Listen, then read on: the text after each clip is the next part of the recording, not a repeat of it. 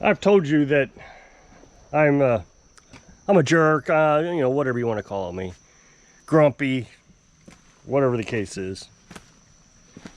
And I've been thinking about, you know, the grumpy mechanic. Everybody still takes their car to the mechanic. My dad was telling me a story about Mr. Franklin.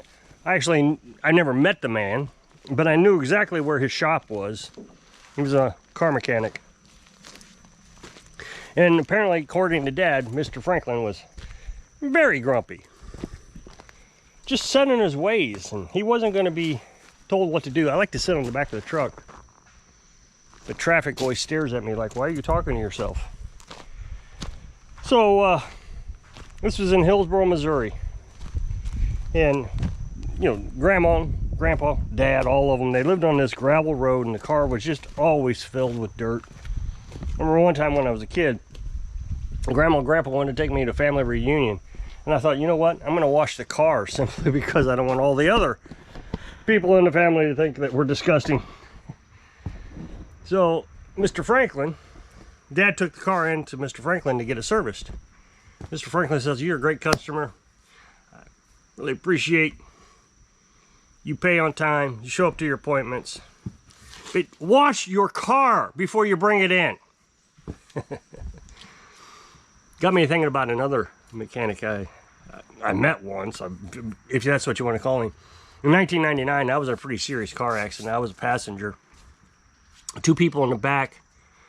My girlfriend was driving. Her father and her son were both killed. And I was near death. It was pretty serious. I was in the hospital for a while. All my ribs were broke. Anyway, Mom came up to kind of help me out for a week or two while I was healing up.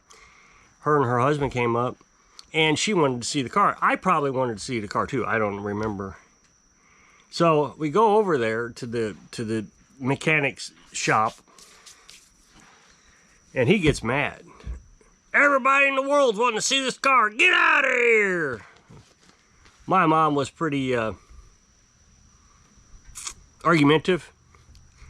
So, you know, of course she argues back, but I mean, we still got kicked out. So, you know, mechanics are grumpy. So I don't feel too bad about being grumpy. I know that there's some people in the comment section that says, you know, I can attract more flies with honey, or whatever they say. I don't know what they say. It's stupid. I'm not trying to attract anybody. What I'm trying to do is work on their lawnmowers. They pay me a fair wage for a repair. If I was nice, they'd want to sit around talking all day, and I never get anything done. I mean, there's this one guy that comes around a few times a year, and he just stands there and talks and talks and talks and talks. And of course, you get dragged into a conversation, and then you end up saying something, anything, like, "Oh yeah, I understand," and you kind of give a quick little explanation of why you understand, and then all of a sudden the conversation goes into a different direction, and you're just stuck there.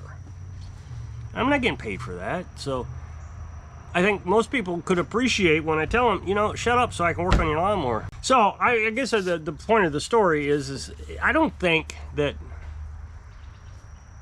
I've hurt my reputation from being grumpy. I just went over to drop off a lawnmower yesterday. He says, how's business? And I said, I don't know. It's really bombed, so I guess the reputation has gotten ahead of me. I'm a grump. He says, I'd rather have a grump that can fix a lawnmower than someone that can't, talking to me. Of course, the whole time he was talking while I was unloading his lawnmower, so I don't know how true that is. But regardless, that's the way it was said. I told another lady the same thing. She said, how's business? And I said, no, I think my reputation has gotten a hold of me, and the word is out, I'm a grump. And she said, give me names. And of course, she was being funny, but yeah, I'm pretty direct, and I tell you how I feel. You know, if you're going to message me at 8 o'clock at night, my bedtime's at 8:30, and you're expecting me to fix your lawnmower, I am going to be grumpy. That's just, it's unacceptable. And then to suggest that I'm disrespecting you for telling you how I'm feeling a little aggravated about the 8 o'clock text, to work on your lawnmower in the dark. Who started the disrespect? Isn't respect earned? You know, that kind of stuff. So I don't know. I've been trying to figure out why business has been so slow this year. It's just terribly slow. And it's not, what's interesting is it's not just me. I look at kind of everything, and it looks like it's slow everywhere. I look at YouTube channels, and normally they open up their garage door on their YouTube channel and you see 20 or 30 lawnmowers sitting there waiting for them to work on. But now you're seeing 6 or 7. So that's kind of one little measure, you know. I think there's a mechanic in South Dakota. Yeah, last year he opened up his garage door and there were just dozens of them. But now he's working on ATVs and motorcycles. Well, how do you have time to work on ATVs and motorcycles in May and June? He's not getting business either. So that's like one indication. I also see on the Facebook groups, the lawnmower repair Facebook groups, nobody's really talking about customers anymore this year. I mean, last year was all it was ever discussed. It was so aggravating last year. I got this customer and I don't know what's wrong with this lawnmower. I take the spark plug out and there's no spark and gas is shooting out. I mean, what could possibly be wrong with it? It should start right up. And it was so aggravating, but nobody's doing that this year. Then you go on to Facebook Marketplace and you want to buy a mower that you can flip. I mean, this time of the year, they're everywhere. Everywhere. You can find them everywhere. But I really haven't found that many that are reasonable. I mean, you know, you want to stay away from the ones that says won't drive. You know, you don't want to have to go out and buy a new transmission for a flipped lawnmower. That just ruins the entire budget. So if it says don't drive, then, you know, and they're selling it for 120 bucks, nah, no thanks. There's 3 indications. And then when you get on Facebook groups for your area, normally once, twice, 3 times a week, you'll see somebody need a lawnmower mechanic. And so you think, well, where's all those at this year? You don't see them at all. This year what you're seeing is I need someone to cut my grass. And Carolyn has a theory on this. She says, well, it was so cold for so long and it rained so much for so long that the people in Kansas City, where I get the bulk of my business from, when they come down here for their second homes, decided, you know what, I'm not even going to stress about cutting grass this year. I'm just not going to worry about it. So they hired someone to cut their grass all season. So they're not getting their lawnmower worked on this year. Another theory, and I don't know, it's plausible, I suppose, is over the last 2 years, I've had a lot of people come in to get their mower serviced. Oil changes, new filters, all that.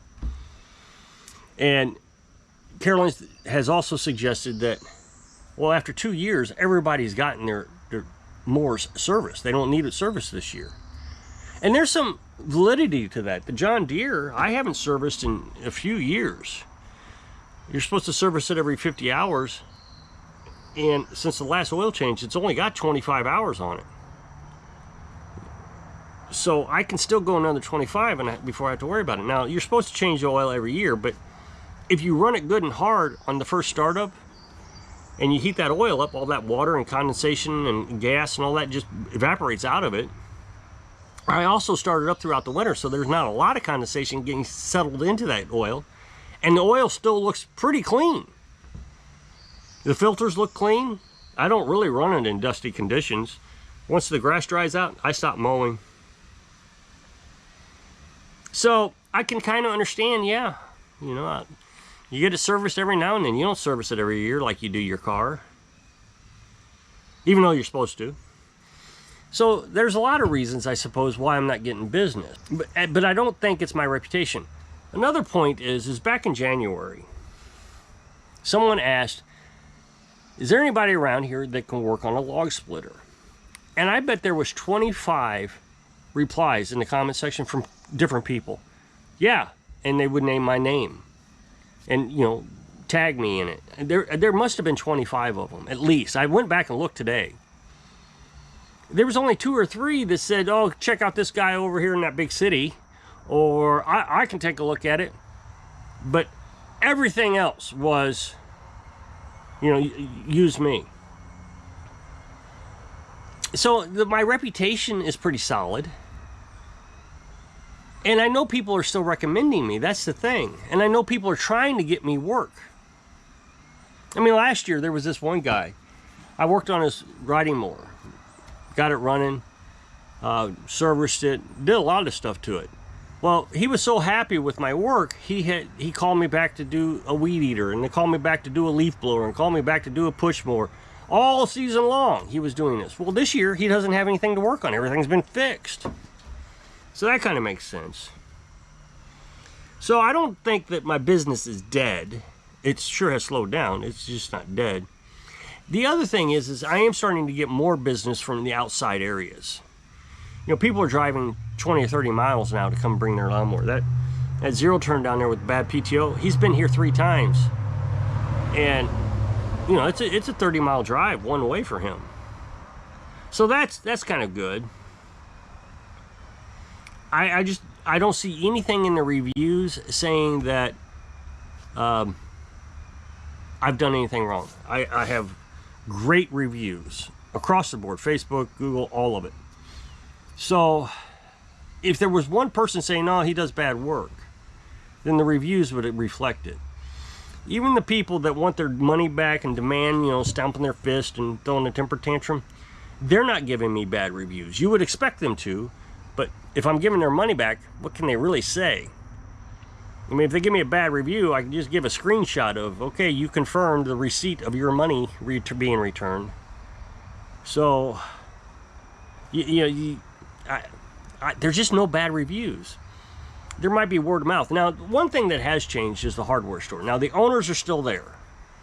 And I do know they are still recommending me. Because I've had 2 or 3 show up, maybe 2, I think 2, where somebody, one of the stores in the community has recommended me, and I know one of them was a hardware store. The problem is the girls that used to work there last year, who really got the ball rolling, don't work there anymore. There's new gals there. So yesterday I was going to give my card to the one that I met the other day, and when I went in, she wasn't working. It was another gal. So I don't know if she's already been replaced or if it's just there's two women there. I don't know. But I didn't know this woman at all, so I thought I'd wait on handing out the card to her. But to just, you know, the thing is over the winter I gave them donuts. So the girls that got the donuts aren't there anymore. So now one thing that does I don't understand is I got 2 calls throughout the week. One guy called and said, hey, can you work on my chainsaw? It's got an oil leak. And I said, yeah. And he said, I'll bring it by next week. And it's okay, that's fine. And you heard a voice in the background says, why don't you just take it over there now? And so the guy said, what time do you close? And I said, 4 o'clock. And it was 1 minute till 4. He says, I'll bring it out tomorrow. Okay, that's great. Well, he never showed up. So that was Thursday. I think he called Thursday. And he never showed up. So he was wishy-washy about on the date that he was going to be here, so maybe he's still planning on bringing it out next week. The one I didn't understand, and this guy has done it to me several times in the past, is like he calls on Friday. He's a repeat customer. Says, I need my zero turn serviced, and I need you to look at my pressure washer again. I said, okay. Now he started out the conversation with, hi, this is David with the John Deere. I said, oh, okay. You remember me? I said, no. He said, yeah, you worked on my John Deere. I said, okay, if you say so. I don't know. Maybe that he found that rude. I don't know. Maybe. I didn't mean for it to be rude. But that's just, you know, what came out. But anyway, we finished the conversation, and he says, what time do you close? And I said, 4 o'clock. Sometime during the conversation, I said that. He says, okay, yeah, I'll be out today. And then before we hung up, he said again, okay, just one more time. What time do you close today? And I said, 4 o'clock. He says, okay, yeah, I'll be out there. I'll get it loaded up right now, and I'll get it out there. I said, okay. So he never showed up. And so Saturday came around, never showed up. Now, he has done this in the past. Over, I think in March, he said he was going to bring that pressure washer out. I mean, now that I've looked at my records, I know that he called in March. Never brought it out. He did call about a wood splitter, but I helped him over the phone on that, so we never planned anything. But even last year, he brought over a zero turn. I called him, told him it was ready to come pick up, and he said, okay, I'll be out there, and he never showed up. A few days later, he says, can you deliver it? And, yeah. So, I don't know. AI says people just get lazy. You know, once they have made the phone call, they just check it off their to-do list. Oh, not me. If it's on the to-do list and it still needs to be done, I don't check it off. I look at it and think, step one of a 10-step process. Oh, well. So, you know, maybe business will pick up next year. Maybe it'll pick up still this year. I don't know. But it's been, in my mind, pretty slow. But like I said yesterday, I came up with a new 2026 policy. I'm going to text that out to everybody who calls or brings the lawnmower over. As soon as I get their phone number, I'm sending out a text. That way they know the rules or the policy or whatever you want to call it. It's just too complicated trying to do everything with handshakes because you just don't know who to trust. So if you'll click this up next box to take the video over to my other channel, I really appreciate it. Go check it out. It'll be a brand new video today, so I hope it can inspire you. I don't know. Work through your problems so you can live your dreams. Thanks for watching.